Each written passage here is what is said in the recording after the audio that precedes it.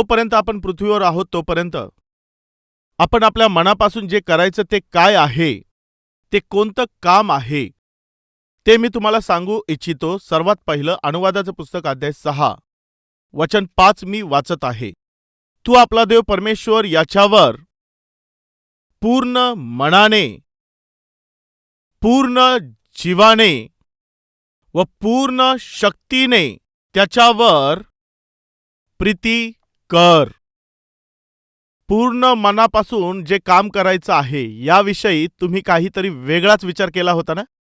तुम्हाला वाटलं होतं ना असंच काहीतरी असेल, काहीतरी असेल.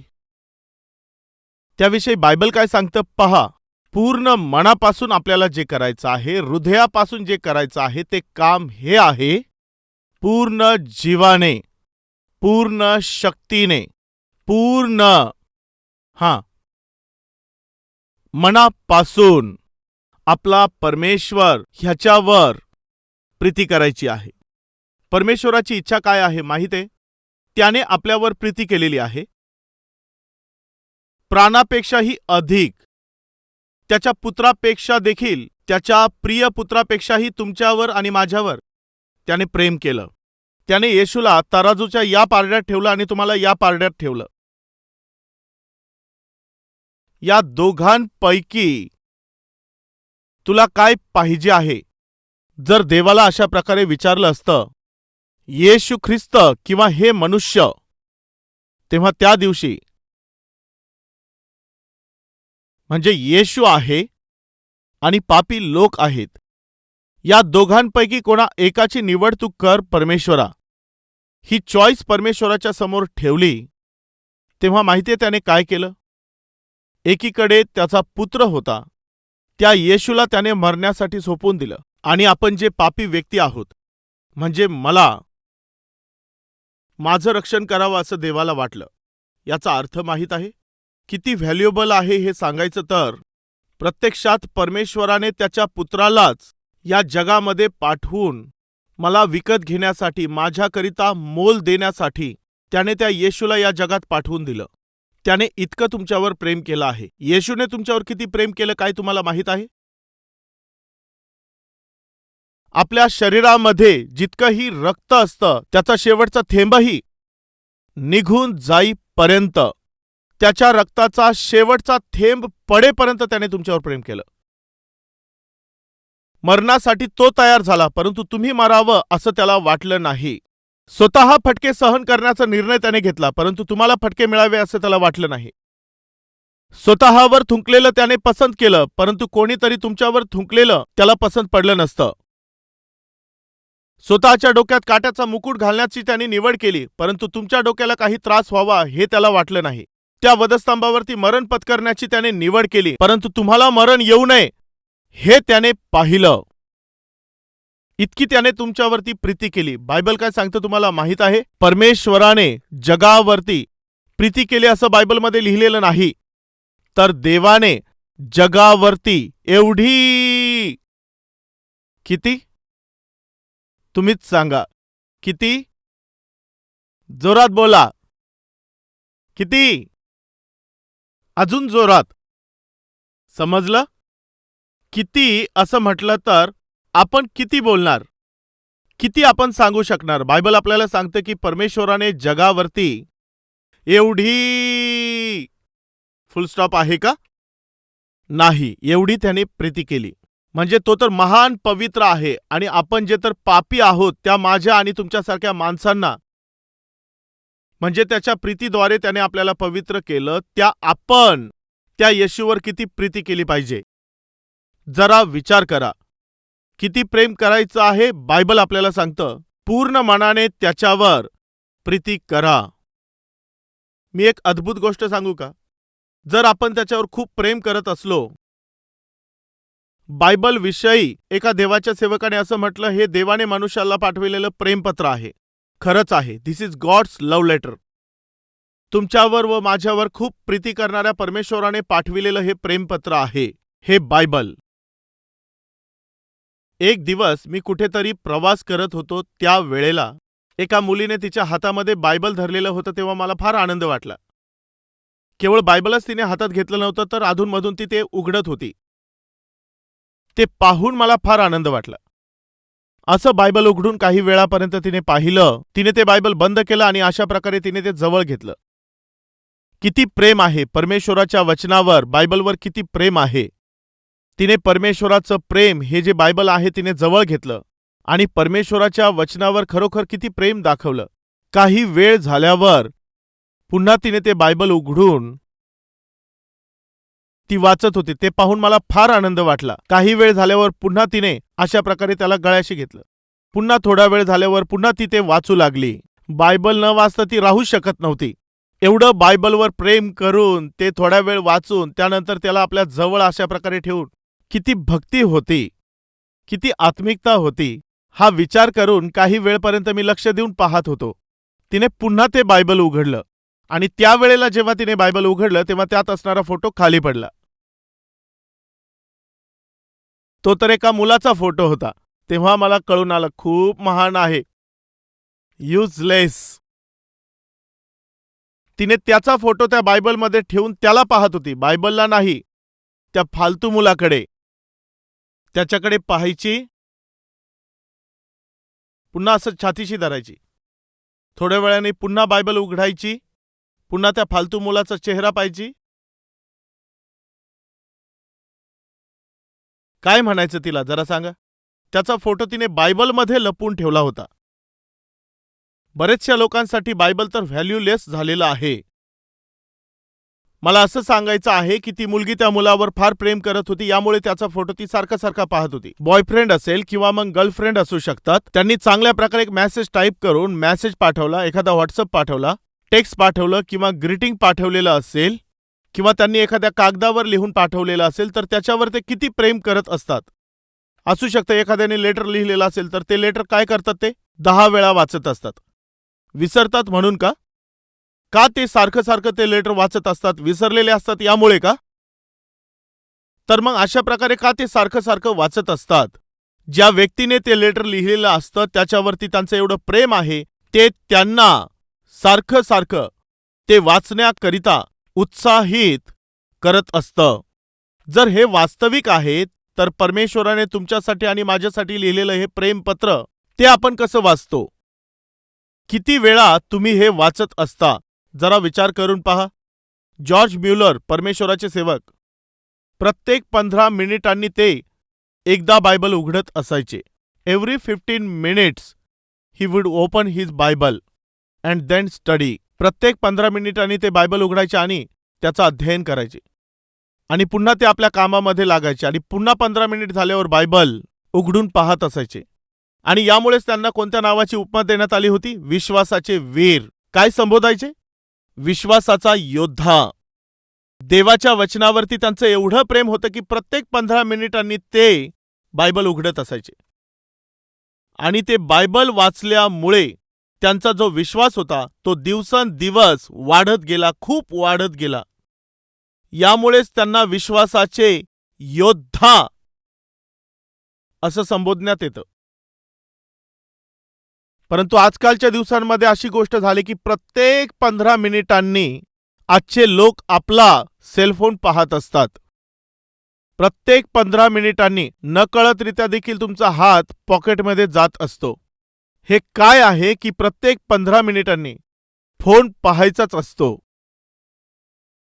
फोन चेक करावाच लागतो, मेसेजेस पाहायचेच असतात. हे सर्व मेसेजेस कुठून येत असतात? तुम्हाला एवढे मेसेजेस कोण पाठवत असतं?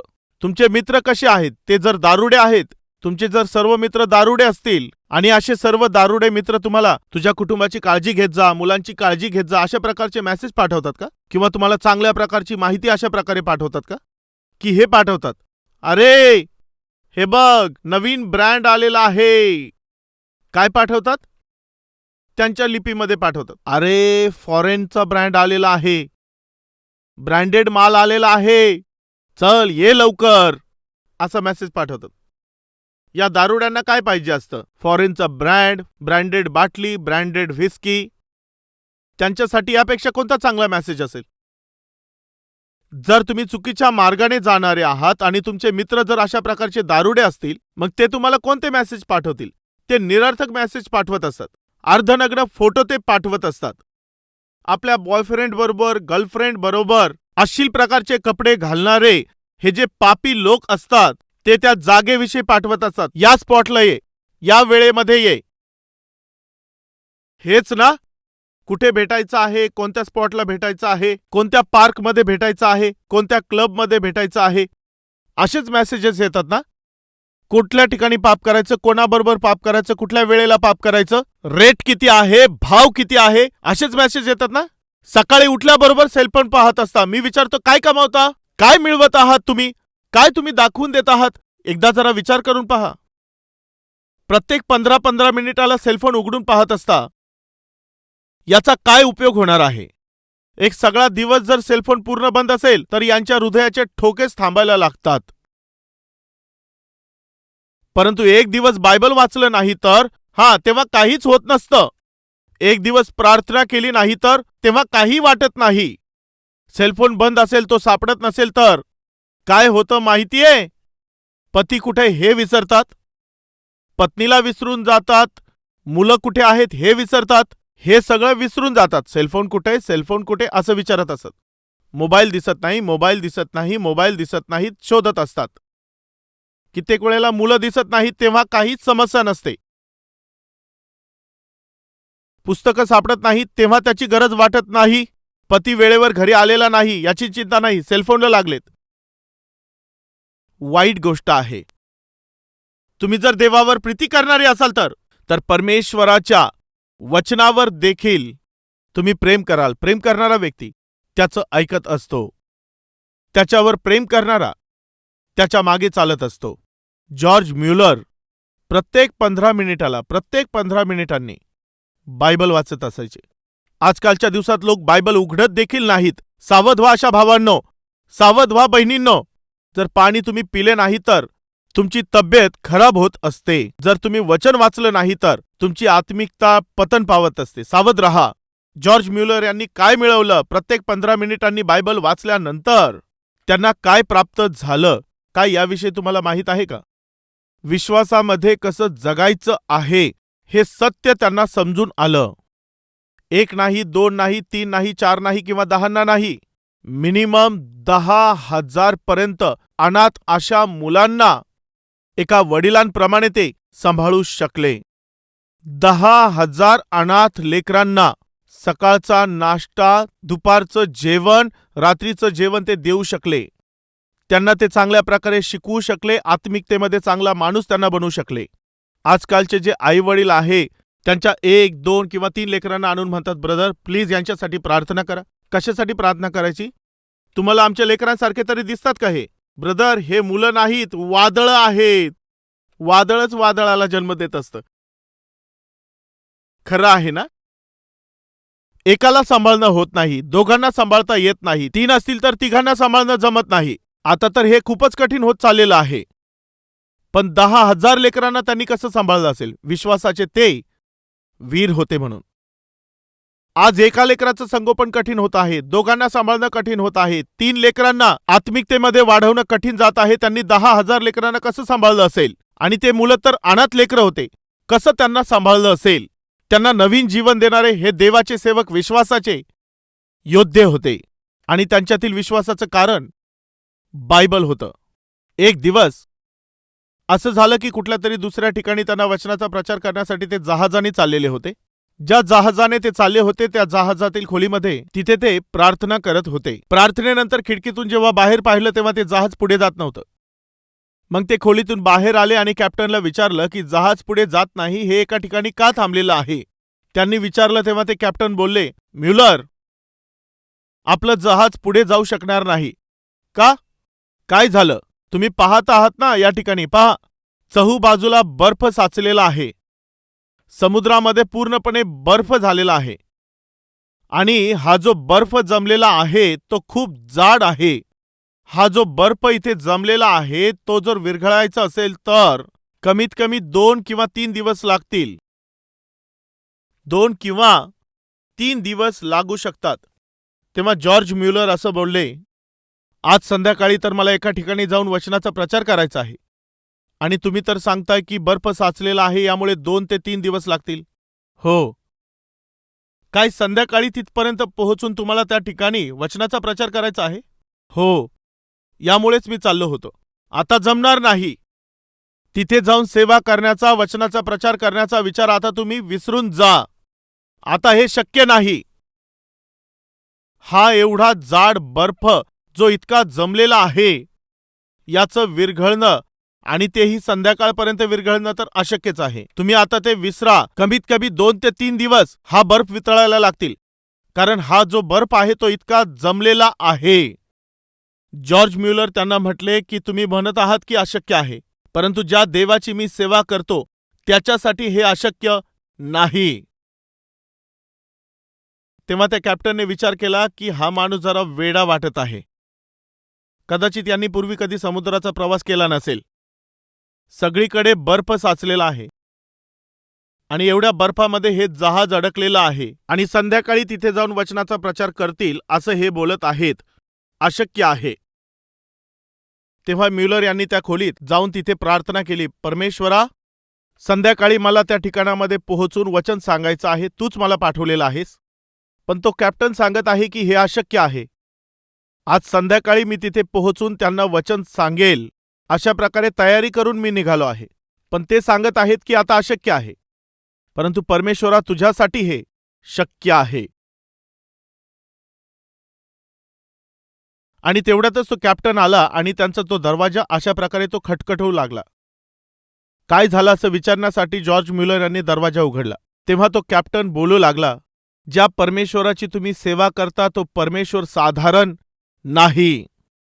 जॉर्ज म्युलर, ज्या जिवंत परमेश्वराची तुम्ही सेवा करत आहात, ज्या प्रभू येशू ख्रिस्ताची सेवा तुम्ही करत आहात, त्याच्यामुळेच हे शक्य झालं आहे. काय झालं सांगा, काय झालं, काय म्हणता? आपल्या समोर जो आईसबर्ग दिसत होता तो सहजपणे काही मिनिटांमध्ये विरघळला आणि आता आपल्या जहाजाच्या समोर फक्त पाणी दिसून येत आहे. आम्ही जहाज चालू करत आहोत. आता आपण पुढे चाललो आहोत. अशा प्रकारे तो बर्फ विरघळून गेलेला आहे आणि आता आपण संध्याकाळपर्यंत त्या ठिकाणामध्ये पोहोचू शकतो. ज्या परमेश्वराची आपण सेवा करत असतो तो अशक्याला शक्य करणारा परमेश्वर आहे. ऐकण्याच्या द्वारे विश्वास उत्पन्न होत असतो आणि विश्वासाच्या द्वारेच म्हणजे देवाच्या वचनाच्या द्वारे हे शक्य होत असतं. तुमच्या जीवनामध्ये जो काही विचार तुम्ही करत आहात, जे काही तुम्ही मागत आहात, ते तुम्हाला तुमच्या जीवनामध्ये प्राप्त करायचं असेल तर जे काही तुम्ही मागत आहात ते मिळण्याच्या पूर्वी तुम्हाला विश्वास ठेवणं गरजेचं आहे, हे बायबल सांगतं. विश्वास धरणाऱ्यासाठीच सर्व काही शक्य असतं असं बायबल सांगत आहे. आणि जे काहीही तुम्ही मागत आहात ते तुम्हाला मिळालं आहे असा विश्वास धरा, म्हणजे ते तुम्हाला मिळेल, हे वचनामध्ये सांगितलेलं आहे. जर तुम्ही वचनच वाचत नसाल तर, जर तुम्ही हे वचन उघडतच नाही तर, या वचनावर जर तुम्ही मननच करत नाही तर मग कसं काय तो अशक्याला शक्य करेल? जरा याविषयी तुम्ही विचार करा. वचन जर वाचायचं असेल तर हे वचन लिहिणाऱ्या परमेश्वरावरती तुमचं प्रेम असलं पाहिजे. आपल्या परमेश्वरावरती आपल्या पूर्ण मनाने, पूर्ण जीवाने प्रीती करायची आहे. हीच देवाची इच्छा आहे. आपल्यामध्ये असे अनेक लोक आहेत जे जगावरती प्रेम करतात, पापावरती प्रेम करणारे आहेत, मित्रांवरती प्रेम करणारे आहेत, पापी सवयींवरती प्रेम करणारे आहेत. जेही समोर दिसतात त्या सर्वांवर प्रेम करतात, परंतु आपल्या जीवनाचा आधार, आपल्या जीवापेक्षाही जास्त प्रेम करणाऱ्या त्या प्रभूवर ते प्रेम करत नाहीत. हे किती दुर्भाग्यपूर्ण आहे. जर सुवार्थ सांगितली तर, येशू ख्रिस्तावर विश्वास ठेवला तर एका प्रांतामध्ये लोकांना मारायचे. एका कुटुंबाने येशूवर विश्वास ठेवला आणि ते येशूचे साक्ष देत होते. तेव्हा तिथल्या लोकांनी त्या कुटुंबाला धरून बांधलं. एक पाणी नसलेल्या एका मोठ्या टँकमध्ये त्यांना टाकण्यात आलं. टँकमध्ये असणाऱ्या एका खांबाला त्यांना बांधलं. त्या कुटुंबातील पती पत्नीला एक 7-8 वर्षाची लहान मुलगी होती. तिघांना त्यांनी त्या खांबाला बांधून टाकलं. त्या टँकमध्ये पाणी नव्हतं. ते लोक बोलत होते, येशूची आम्हाला गरज नाही असं तुम्ही बोला तर तुम्हाला जिवंत सोडू, आणि येशूच पाहिजे असं बोलाल तर तुम्हाला मारून टाकू. असं बोलत असताना त्या टँकवर असणारा नळ त्यांनी चालू केला. त्या नळातून पाणी येऊ लागलं. 1 फूट, 2 फूट, 2.5 फुटापर्यंत त्या पती पत्नीची हाईट जास्त होती, यामुळे त्यांच्यापर्यंत येण्यासाठी थोडा वेळ लागला असता. परंतु त्यांच्या लहान मुलीला 7-8 वर्षाची मुलगी, तिच्या इथपर्यंत पाणी आलं, इथपर्यंत आलं, इथपर्यंत पोहोचलं. तिथे असणारे शिपाई बोलू लागले, काय मूर्खासारखं तुम्ही वागत आहात? तुमच्या अंधविश्वासासाठी का तुम्ही तुमच्या मुलीला मरू देत आहात? येशू आम्हाला नको आहे असं बोला. तुमचे प्राण आम्ही वाचवू व तुम्हाला सोडू. बोला. त्या लहान मुलीच्या इथपर्यंत पाणी आलं. अजून वर आल्यावर तिने तिची मान वर घेतल्यामुळे श्वास घेता येत होता. मरणाशी ती लढत होती आणि तिथे ती तडफडत होती. पहा, ती छोटीशी मुलगी पहा, किती तळमळत आहे ती. तुमच्या मुलीवर साधं तुमचं प्रेम देखील नाही का? तुमच्या मुलीवर तुमचं प्रेम आहे तर तुमच्या डोळ्यांसमोरच तुमची मुलगी अशा प्रकारे तडफडत आहे. तुम्ही कसं पाहू शकत आहात? येशू आम्हाला नाही पाहिजे असं बोला व तुमचा जीव वाचवा, तुमच्या मुलीचा जीव वाचवा. ती मुलगी फार तडफड करत अशा प्रकारे मान वर करून बोलू लागली, आपला जीव जरी गेला तरी देखील येशूच्या नावाचा नाकार करू नका. मम्मी, डॅडी, आपल्या तिघांचा जीव जरी गेला तरी देखील आपल्या येशूला मात्र सोडायचं नाही. मी मरत आहे याचा विचार करू नका. मी माझ्या प्रभूकडे चालले आहे. तुम्ही देखील त्याच्याकडे निघून या. असं बोलून तिने तिचा प्राण गमावला. ते बोलले, पाहिलं तुमची मुलगी कशी मरून गेली. कमीत कमी तुमचे तरी प्राण वाचवा. आम्ही आमचे प्राण वाचून काय फायदा होणार आहे? आमची मुलगी जिथे गेली आहे त्या ठिकाणी आम्ही देखील जाणार. आमच्या प्रभू येशू ख्रिस्ताकडे आम्ही जाऊ. कशासाठी? आमच्या प्रभूने आमच्यावरती मनापासून प्रेम केलेलं आहे. आमच्या प्रभूवर आम्ही देखील हृदयापासून प्रेम करतो, परंतु आमच्या प्राणांना आम्ही कुठलीही किंमत देणार नाही. प्रिय बहिणींनो, भावांनो, देवाने आपल्यावर जीवापेक्षाही जास्त प्रेम केलं आहे. तुम्हीही त्याच्यावर तितकंच प्रेम करावं अशी त्याला आशा आहे. आपणही तेवढंच त्याच्यावर प्रेम करावं अशी त्याला आशा आहे.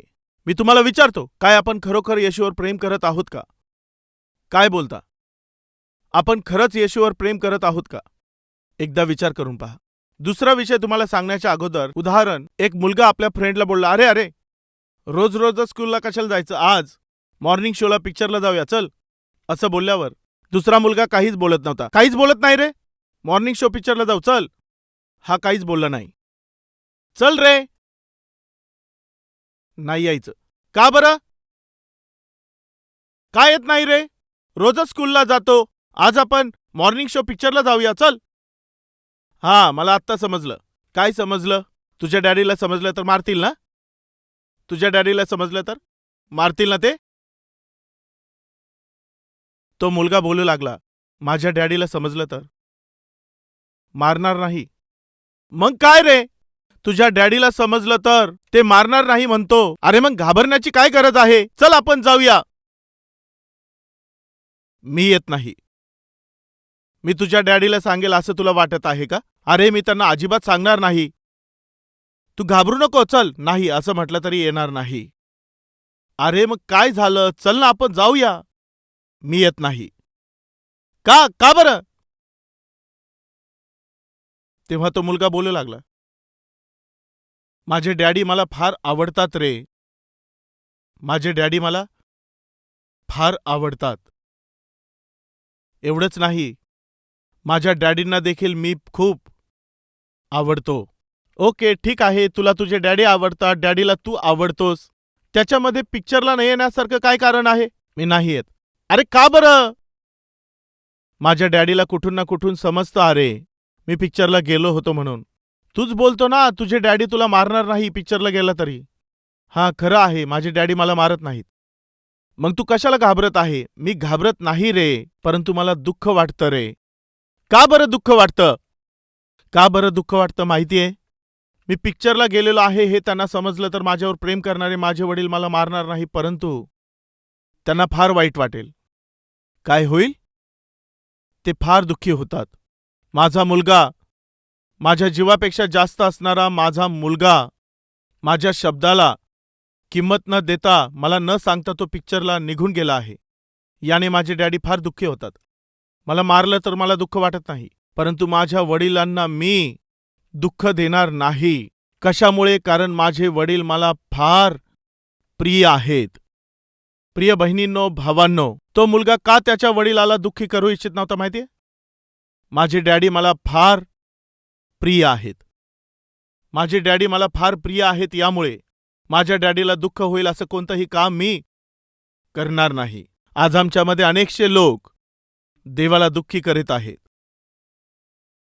लबाडी करण्याच्या द्वारे देवाला दुःख देत आहेत. वाईट बोलून आपण परमेश्वराला दुःखी करत आहोत. इतरांचा द्वेष करण्याद्वारे तुम्ही देवाला दुःख देत आहात. शिव्या दिल्याने परमेश्वराला आपण दुःखी करत आहोत. आपल्या मुलांकडे लक्ष न देण्याच्या द्वारे आपण देवाला दुःखी करत आहोत. पतीशी भांडत असल्यामुळे, पत्नीबरोबर भांडत असल्याने देवाला दुःखी करत आहोत. कुटुंबातल्या जबाबदाऱ्यांकडे लक्ष न देण्याद्वारे, घरातील काम, स्वयंपाकाचं काम न केल्याद्वारे देवाला आपण दुःख देत आहोत. एक पती म्हणून, वडील म्हणून आपल्या जबाबदाऱ्या पूर्ण न करता, कष्ट न करता, कुटुंबाचं पोषण न केल्याने, मुलांचं शिक्षण न दिल्याने, फीज न भरता आपल्या मनाला वाटेल तसं जगल्यामुळे परमेश्वराला दुःखित करत आहात. वचनावर मनन करत नाहीत, प्रार्थना करत नाहीत, मंदिरामध्ये नियमितपणे येत नाहीत, प्रभूचे साक्षीदार बनून पवित्रपणे जीवन जगत नाहीत, यामुळे परमेश्वराला आपण दुःखी करत आहोत. तो छोटासा मुलगा बोलत आहे, मी माझ्या डॅडीला दुःखी करू शकत नाही. का बरं? माझे डॅडी मला फार प्रिय आहेत, ज्यांच्यावर मी खूप प्रेम करतो. मी कसं दुःखी करू शकतो? मी दुःखी करू शकत नाही. आपल्याला देवाला दुःखी न करता राहायचं असेल तर केवळ एकच मार्ग आहे, माहितीये कोणता? त्या देवावर आपण पूर्ण मनापासून प्रीती करायची आहे. ज्याच्यावर आपण मनापासून प्रीती करत असतो त्याला दुःखी करण्याचं धाडस आपण करत नाही. कोणी काही आपल्याला बोललं तर आपण सहन करतो, परंतु ज्याच्यावर आपण प्रेम करतो त्याच्याविषयी कोणी काही बोललं तर ते आपण सहन करत नाही. माशी देखील बसू देत नाही. मी विचारतो, आपल्यापैकी किती लोक देवावर मनापासून प्रेम करणारे आहेत?